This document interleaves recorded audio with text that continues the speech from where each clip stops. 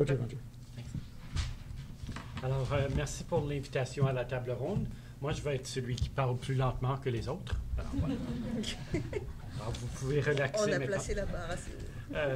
Jean-Marc m'a demandé de vous parler brièvement de ce que je vis présentement en tant que journaliste scientifique et de faire quelques réflexions sur le futur de notre profession. Alors, comme bon journaliste, je vais prendre mon assignment, puis je vais le faire. Alors, voilà.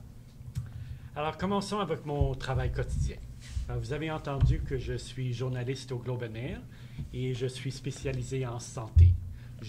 Essentiellement, j'ai un beat, ce qui est de quelque chose de plus en plus rare de nos jours, mais au Globe and Mail, les beats existent encore pour maintenant.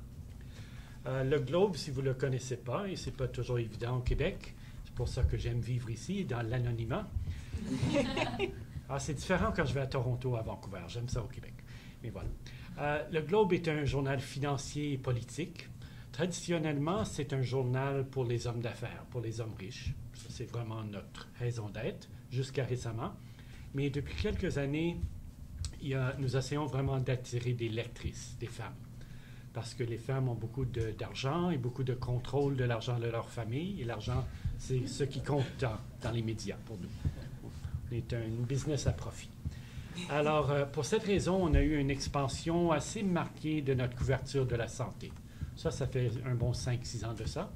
Et surtout de la santé personnelle. Alors, avant que vous m'accusez d'être sexiste et de promouvoir des stéréotypes en disant que les femmes sont intéressées à la santé plus que les hommes, je vais vous dire que c'est vrai.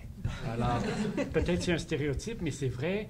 Et on a beaucoup de recherches au Globe qui le démontrent. On fait beaucoup de recherches dans notre profession pour savoir qu'est-ce qui se vend.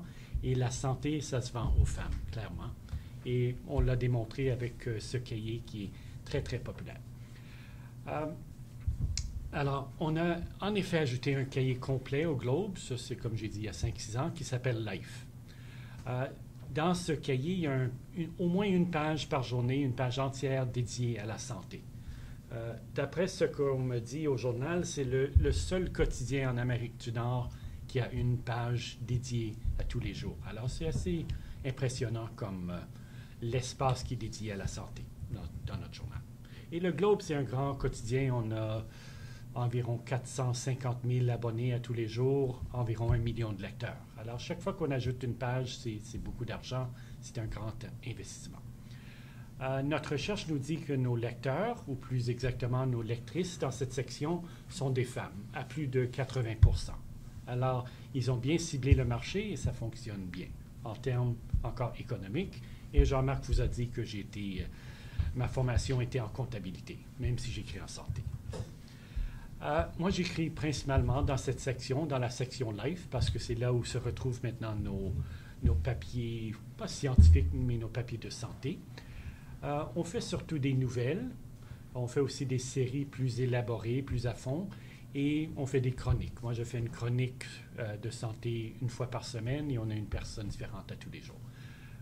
Pour les gens qui s'intéressent à ça, je fais aussi des tweets parce qu'on m'a donné de la formation dans les médias sociaux, parce qu'aussi ça vend des journaux apparemment. Et je fais de temps en temps des chats quand ils me demandent de le faire, mais je n'ai pas de blog comme Valérie. Je n'ai pas tombé là-dedans encore. Dieu merci.